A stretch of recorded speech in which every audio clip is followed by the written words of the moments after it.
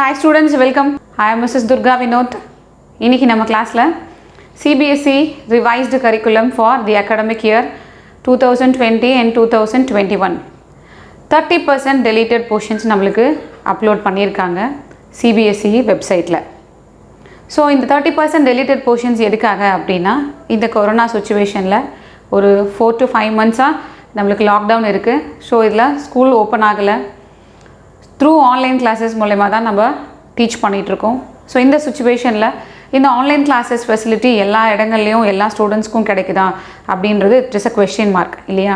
So இது எல்லாத்தையும் base பண்ணி தான் பேரண்ட்ஸோட ரெக்வஸ்ட்டு, ஸ்டூடெண்ட்ஸோட ரெக்வஸ்ட்டு, எஜுகேஷ்னல் எக்ஸ்பர்ட்ஸோட எல்லாரோட ஒரு ரெக்வஸ்ட்டை பேஸ் பண்ணி தான், அவங்களோட சஜஷன்ஸை பேஸ் பண்ணி தான் நம்மளுக்கு இந்த டெலிட்டட் போர்ஷன்ஸ் வந்து நம்மளுக்கு சிபிஎஸ்சியில் அப்லோட் பண்ணியிருக்காங்க.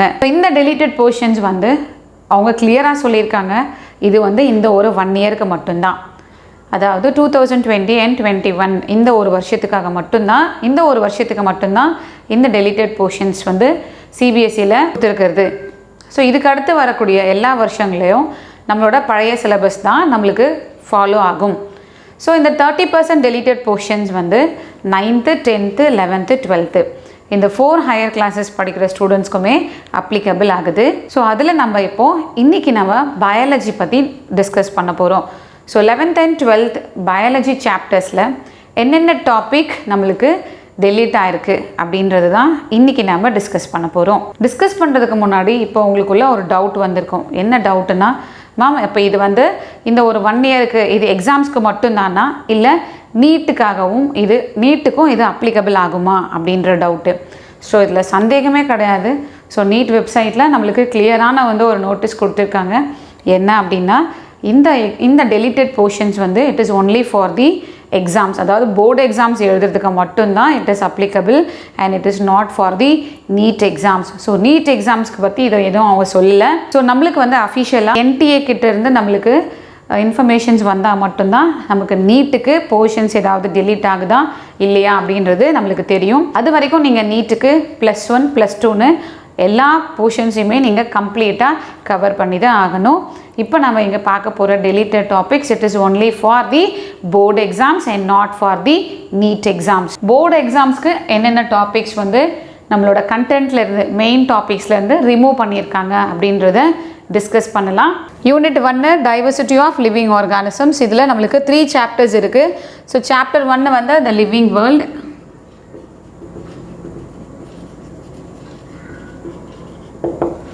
Chapter 2 biological classification, chapter 3 plant kingdom. So இந்த 3 சாப்டரில் என்னென்ன சேஞ்சஸ் இருக்குது அப்படின்னு பார்க்கலாம். ஸோ சாப்டர் 1 த லிவிங் வேர்ல்டில் டாக்ஸானமி அண்ட் சிஸ்டமேட்டிக்ஸ்னு ஒரு டாபிக் இருக்குது. அந்த டாபிக் நீங்கள் படிக்க வேண்டாம். ஸோ இப்போ நம்ம இங்கே எழுதியிருக்கிறது எல்லாமே டெலிட்டட் போர்ஷன்ஸ் தான். இதெல்லாம் நீங்கள் இந்த போர்டு எக்ஸாமுக்கு படிக்க வேண்டாம். டூல்ஸ் டு ஸ்டடி டாக்ஸானமி, என்னென்ன டூல்ஸ் இருக்குன்னு உங்களுக்கு தெரியும். Museum, zoo, herbarium, botanical garden, keys for identification. So இந்த டாபிக்ஸ் எல்லாம் நீங்கள் படிக்க தேவையில்லை. ஸோ இதுதான் வந்து பார்த்திங்கன்னா உங்களுக்கு சாப்டர் 1ல் ரிமூவ் பண்ணியிருக்கக்கூடிய டாபிக்ஸ். அடுத்ததாக வந்து சாப்டர் 2. ஸோ சாப்டர் 2 வந்து பயாலஜிக்கல் கிளாசிஃபிகேஷன். இதில் எந்த சேஞ்சஸும் இல்லை. So there is no change in biological classification. You have to study fully. Then chapter 3. Chapter 3 வந்து பிளான்ட் கிங்டம். ஸோ பிளான்ட் கிங்டமில் உங்களுக்கு ஆஞ்சியோஸ்பெர்மேல ஆஞ்சியோஸ்போம்ஸ் இருக்கும் இல்லையா, ஃப்ளாரிங் பிளான்ஸு. ஸோ இதில் வந்து கிளாசிஃபிகேஷன் அப் டு கிளாஸ் வரைக்கும் படிக்க தேவையில்லை. தென் கேரக்டரிஸ்டிக் ஃபீச்சர்ஸ், அதனோட கேரக்டரிஸ்டிக் ஃபீச்சர்ஸ், தென் அது கொடுத்துருக்க எக்ஸாம்பிள்ஸ் எதுவுமே நீங்கள் படிக்க தேவையில்லை. இட் இஸ் ஒன்லி அபவுட் ஏஞ்சியோஸ்போமியை மட்டும் உங்களுக்கு ரிமூவ் பண்ணியிருக்காங்க. அடுத்ததான் வந்து யூனிட் 2. ஸோ யூனிட் 2 வந்து என்னது, structural organisation in animals and plants. அடுத்ததான் நம்ம பார்க்குறது யூனிட் 2. யூனிட் 2ல் structural organisation in animals and plants. So இதில் நம்மளுக்கு 4 சாப்டர்ஸ் இருக்குது. சாப்டர் 4, 5, 6, 7. ஸோ சாப்டர் 4 வந்து அனிமல் கிங்டம். அனிமல் கிங்டமில் எந்த சேஞ்சும் இல்லை, ஃபுல்லாகவே கம்ப்ளீட்டாக படிக்கணும், நோ சேஞ்ச். அடுத்தது chapter 5 morphology of flowering plants. Morphology of different parts of flowering plants, modification in root, stem modification, leaf modification, fruit modification and seed modification வரும் இல்லையா. ஸோ இந்த டாபிக்ஸ் எல்லாமே ரிமூவ் பண்ணியிருக்காங்க. தென் டிஸ்கிரிப்ஷன் ஆஃப் ஃபேமிலிஸ், நிறைய families படிப்பீங்க இல்லையா. So அதில் வந்து உங்களுக்கு ஃபேபேசி மட்டும் ரிமூவ் பண்ணியிருக்காங்க. ஓகேவா, இந்த ஃபேமிலி மட்டும் நீங்கள் படிக்க தேவையில்லை எக்ஸாமுக்கு. அடுத்ததாக பார்க்குறது சாப்டர் 6. சாப்டர் 6ல் anatomy of flowering plants. இதுதான் வந்து சாப்டர் 6. anatomy of flowering plantsல உங்களுக்கு இதெல்லாம் ரிமூவ் பண்ணியிருக்காங்கன்னா anatomy and functions of different tissues and tissue system in dicot and monocot. tissue and tissue system in dicot and monocot இதை மட்டும் remove பண்ணியிருக்காங்க. தென் secondary growth. Okay, இது எல்லாமே ரிமூவ்டு டாபிக்ஸ். அடுத்தது சாப்டர் 7. ஸோ சாப்டர் 7ல் structural organisation in animals. So அதே மாதிரி இங்கே டிஷ்யூ சிஸ்டம் மாதிரி இங்கேயும் உங்களுக்கு அனிமல்ஸ்லேயும் டிஷ்யூ சிஸ்டம் இருக்கும் இல்லையா? ஸோ அதை மட்டும் நீங்கள் படித்தா போதும். Need to study only animal tissues and tissue systems, அதனோட ஆர்கனைசேஷன்ஸ் மட்டும் படித்தா போதும். இங்கே உங்களுக்கு morphology, anatomy and functions of an insect கொடுத்துருக்காங்க, அதாவது காக்ரோச். ஸோ இந்த காக்ரோச் பற்றி எதுவும் நீங்கள் படிக்க தேவையில்லை. ஸோ முன்னாடி வந்து உங்களுக்கு காக்ரோச் இருக்கும், தென் ஃப்ராக் இருக்கும், தென் எர்த்வார்ம் இருக்கும். ஸோ இந்த வருஷம் சிலபஸில் வந்து அது ரெண்டத்தையும் ரிமூவ் பண்ணிவிட்டு காக்ரோச் மட்டும்தான் கொடுத்துருப்பாங்க. ஸோ இந்த டெலிட்டட் போர்ஷன்ஸில் உங்களுக்கு காக்ரோச்சும் கிடையாது. ஸோ நீங்கள் டிஷ்யூ சிஸ்டம்ஸ் அண்ட் ஆர்கனைசேஷன் மட்டும் படித்தா போதும். ஸோ யூனிட் 2 கவர் பண்ணியிருக்கோம். அடுத்தது நம்ம யூனிட் 3 பார்க்கலாம். Unit 3 cell structure and functions. இதில் chapter 8 cell the unit of life. இது ஃபுல்லாகவுமே படிக்கணும். So fully you have to study. Okay, there is no removal of any topics. Chapter 9 biomolecules, Chapter 10 cell cycle and cell division. இது மூணுமே வந்து you have to study completely. Okay, then unit 4 plant physiology. plant physiology தான் இருக்கிறதுலே ரொம்ப ரொம்ப கஷ்டமான topic, but அதுதான் இருக்கிறதுல முக்கியமான டாபிக்ஸும் கூட. So transport in plants, then chapter 12 mineral nutrition, chapter 13 photosynthesis in higher plants. இது மூணுமே முக்கியமான டாபிக்ஸ் இல்லையா? தென் சாப்டர் 14 ரெஸ்பிரேஷன் இன் பிளான்ஸ். இது நாலுமே உங்களுக்கு ரிமூவ் பண்ணலை, கம்பல்சரி நீங்கள் படித்து தான் ஆகணும். ஏன்னா இதுலேயுமே நிறைய நீட் கொஷின்ஸ் வந்து இந்த 2020லேயுமே கேட்டிருந்தாங்க. ஸோ இது நாலுமே எதுவுமே ரிமூவ் பண்ணலை. You have to study fully. Okay, so chapter 15ல் plant growth and development. So plant growth and டெவலப்மெண்ட்டில் நிறைய டாபிக்ஸ் இதுக்கு முன்னாடி படிச்சிருப்பீங்க. இப்போ நம்ம வெறும் ஹார்மோன்ஸை பற்றி மட்டும் தான் நீங்கள் படிக்க போகிறீங்க. ஹார்மோன்ஸ்ன்றது ABA, abscisic acid, ethylene, gibberellin, then இது 4 சைட்டோகைனின், 5th வந்து ஆக்சின். ஸோ இந்த 5 ஹார்மோன்ஸ் அண்ட் அதனோட ஃபிசியலாஜிக்கல் எஃபெக்ட்ஸ் மட்டும் தான் படிக்கிறீங்க. வர இந்த டாபிக்ஸ் எல்லாம் உங்களுக்கு ரிமூவ் பண்ணியிருக்காங்க. என்னென்ன டாபிக்ஸ்னால் removed topics plant growth and டெவலப்மெண்ட்டில் பார்த்தீங்கன்னா seed germination, phases of plant growth rate, conditions of growth, differentiation படிச்சிருப்பீங்க, டிஃப்ரென்ஷியேஷன், டிஃப்ரென்ஷியேஷன்லாம் படிச்சிருப்பீங்க இல்லையா? அதெல்லாம் எதுவுமே இல்லை. Sequence of developmental process in plant cell, then சீடோட dormancy, then vernalisation, photoperiodism, இது எல்லாமே உங்களுக்கு ரிமூவ் பண்ணியிருக்கக்கூடிய topic for board exams. Unit 5 human physiology. So human ஃபிசியாலஜியில் நம்மளுக்கு சாப்டர் 16, 17, 18, 19, 20, 21, 22. ஸோ இது எல்லாமே நம்மளுக்கு அதில் தான் வருது. ஸோ அதில் chapter 16 digestion and absorption. So இதை வந்து கம்ப்ளீட்டாக வந்து நம்மளுக்கு ரிமூவ் பண்ணியிருக்காங்க. ஸோ இதை பற்றி நீங்கள் படிக்க வேண்டாம். So removed completely. Okay, digestion and absorption படிக்க தேவையில்லை. Chapter 17 breathing and exchange of gases, respiratory system, then lungs capacity, அதெல்லாம் வரும் இல்லையா? ஸோ அது.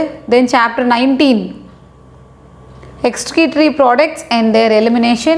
சாப்டர் 18 இங்கே எழுதியிருக்கேன், body fluids and circulation.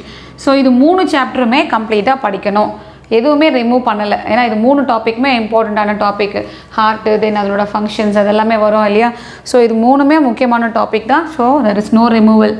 Next chapter 20. Chapter 20ல் லோகோமோஷன் அண்ட் மூமெண்ட்.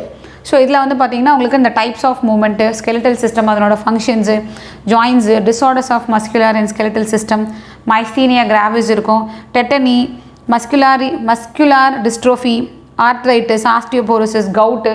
ஸோ இதை பற்றின எந்த டிஸார்டர்ஸையும் நீங்கள் படிக்க தேவையில்லை. மஸ்குலர் அண்ட் ஸ்கெலிட்டல் சிஸ்டம் பற்றின டிஸார்டர்ஸ் எதுவும் படிக்க தேவை கிடையாது. ஓகே, ஸோ அப்போ எதெல்லாம் படிக்க வேண்டியது இருக்குது அந்த லெசனில் அப்படின்னா skeletal muscle, contractile proteins, muscle contraction, mechanism of muscle கண்ட்ராக்ஷன்லாம் இருக்கும் இல்லையா? ஸோ இந்த இம்பார்ட்டன்ட் டாபிக் மட்டும் தான் நீங்கள் படிக்க வேண்டியது இருக்கும், ரிமைனிங் எல்லாம் படிக்க வேண்டியதில்லை. அடுத்தது chapter 21 neural control and coordination. So neural control and கோஆர்டினேஷனில் central nervous system, peripheral nervous system, autonomous nervous system, then generation and conduction of nerve impulse, neurons and nerves. இதனை பற்றின பேசிக்கான ஃபங்க்ஷன்ஸு, தென் அதனோட ஸ்ட்ரக்சர் நீங்கள் இதை மட்டும் படித்தா போதும். நியூரல் கண்ட்ரோல் அண்ட் கோஆர்டினேஷனில் reflex action, sensory reception, sensory organs, functions of eye and ear, இதை பற்றி எதுவும் நீங்கள் படிக்க தேவையில்லை. ஸோ இதுதான் வந்து ரிமூவ்டு டாபிக். ஓகே, இதை பற்றி மட்டும் படித்தா போதும். அடுத்தது சாப்டர் 22ல் கெமிக்கல் கோஆர்டினேஷன் அண்ட் இன்டகிரேஷன், ஃபுல்லாக வந்து நம்மளுக்கு எண்டோக்ரைன் கிளான்ஸு, தென் அதனோட ஹார்மோன்ஸ் அண்ட் ஃபங்க்ஷன்ஸ் கொடுத்துருப்பாங்க. ஸோ இதில் வந்து எந்த சேஞ்சும் இல்லை, completely we have to study. Okay, so இது வரைக்கும் நம்ம 11th ஸ்டாண்டர்டில் படிக்க வேண்டிய டாபிக்ஸ் என்னென்ன டாபிக்ஸ் நம்ம ரிமூவ் பண்ணணும் அப்படின்றத நம்ம இப்போ பார்த்துட்டோம். அடுத்தது நம்ம 12th ஸ்டாண்டர்ட் பார்க்கலாம். 12th ஸ்டாண்டர்ட் டெலிட்டட் போர்ஷன்ஸ் எல்லாம் இந்த பக்கம் எழுதியிருக்கேன். தென் எது நீங்கள் படிக்கணும் அப்படின்றத இந்த பக்கம் எழுதியிருக்கேன். ஸோ 12th பொறுத்த வரைக்கும் உங்களுக்கு ஒரு லெசன் அப்படின்னா அந்த லெசனுக்குள்ளே சப் டாபிக்ஸ் டெலீட் பண்ணுறது, இப்போ 11th நம்ம பார்த்தோம் இல்லையா, ஒரு லெசன்னா அந்த லெசனுக்குள்ளே ஒரு சிலது படிக்கணும், ஒரு சிலது படிக்கக்கூடாது. அந்த மாதிரி இங்கே 12th எதுவுமே கிடையாது. ஒன்று படித்தா ஃபுல்லாக படிக்கணும், இல்லைன்னா வந்து ஃபுல்லாகவும் ரிமூவ் பண்ணியிருக்காங்க. ஸோ ரொம்ப கிளியர் கட்டான ஒரு வியூ தான். என்னன்றதை இப்போ பார்க்கலாம். So deleted portions 30%, unit 6. So unit 5 வரைக்கும் நீங்கள் 11th படிச்சிருப்பீங்க. ஸோ யூனிட் 6லேருந்து இங்கே அப்படியே கண்டினியூ பண்ணுறோம். So chapter 1 reproduction in organisms, இது வந்து டெலிட்டட் டாபிக். ஒரு லெசனை ஃபுல்லாக கம்ப்ளீட்டாக வந்து டெலீட் பண்ணுறாங்க. ஸோ இந்த லோயர் ஆர்கானிசத்தோட ரீப்ரொடக்ஷன் படிச்சிருப்பீங்க இல்லையா, ஸோ அது எதுவுமே கிடையாது. ஸோ சாப்டர் 2ல் வந்து sexual reproduction in flowering plants, chapter 3ல் ஹியூமன் ரீப்ரொடக்ஷன், சாப்டர் 4ல் ரீப்ரொடக்டிவ் ஹெல்த். இது கம்ப்ளீட்டாக அப்படியே படிக்கணும். ஓகே, எந்த சேஞ்சஸும் கிடையாது. Unit 7 genetics and evolution. So genetics and எவல்யூஷனில் டெலீட் பண்ணியிருக்கக்கூடிய டாபிக் என்ன அப்படின்னா சாப்டர் 7 எவல்யூஷன் படிக்க தேவையில்லை. ஸோ ஜெனட்டிக்ஸ் அண்ட் எவல்யூஷனில் எவல்யூஷன் உங்களுக்கு கிடையாது. ஸோ என்ன இருக்குது அப்படின்னு பார்க்கலாம். Chapter 5 principles of inheritance and variations, so இது இருக்குது. Chapter 6 molecular basis of inheritance. இது 2 லெசனுமே ரொம்ப இம்பார்ட்டண்ட்டான லெசன் இல்லையா. ஸோ இந்த 2 லெசனுமே இருக்குது. இது நீங்கள் படிக்கணும், இது நீங்கள் படிக்க தேவையில்லை. இது படிக்கணும், எவல்யூஷன் படிக்க வேண்டாம், போர்டு எக்ஸாமுக்கு படிக்க தேவையில்லை. அடுத்தது வந்து யூனிட் 8ல் பயாலஜி அண்ட் ஹியூமன் வெல்ஃபேரில் chapter 8 human health and diseases, chapter 10 microbes in human welfare. இது ரெண்டத்தையும் படிக்கணும். தென் சாப்டர் 9 இருக்கு இல்லையா, strategies for enhancement in food production, இது நீங்கள் படிக்க தேவையில்லை. ரைட், இது படிக்க வேண்டாம்.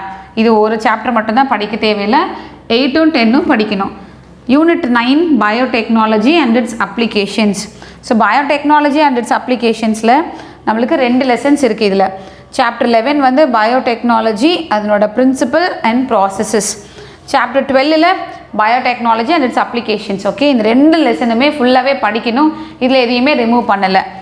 அடுத்தது யூனிட் 10ல் ecology and its environment.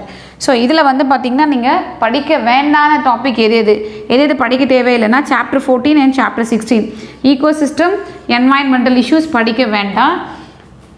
Chapter 13 organisms and பாப்புலேஷனும், சாப்டர் 15 பயோடைவர்சிட்டி அண்ட் இட்ஸ் கன்சர்வேஷனும் மட்டும் படித்தா போதும். ஸோ இது 2 தான் படிக்கணும், இது 2 லெசனும் ரிமூவ் பண்ணியிருக்காங்க.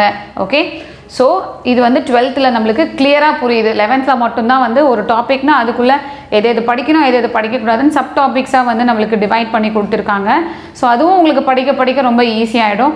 ஸோ இது எல்லாமே வந்து வெறும் போர்டு எக்ஸாமுக்காக மட்டும்தான். நீட்டுக்கு இன்னும் இதை பற்றி எந்த விதமான கன்ஃபர்மேஷன்ஸ் நம்மளுக்கு கொடுக்கவும் மாட்டாங்க அப்படின்றது நிறைய பேரோட கருத்தாக இருக்குது. ஸோ +1 +2 இப்போ இந்த வருஷம் நம்ம நீட் எக்ஸாம் எழுத போகிறவங்க கம்ப்ளீட்டாக நீங்கள் எல்லா டாபிக்ஸுமே தான் படிக்கிற மாதிரி இருக்கும். All the best for your future.